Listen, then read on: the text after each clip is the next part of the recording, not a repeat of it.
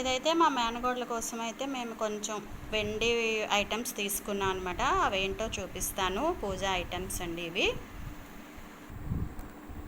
పూజా items అనమాట. మా మేనగోడల పెళ్ళి అయితే ఉంది, అంటే మా ఆడపడుచు కూతురు అనమాట. ఇలా మేము ఈ ఐటమ్స్ అన్నీ తీసుకున్నాం. ట్రే కూడా తీసుకున్నాం.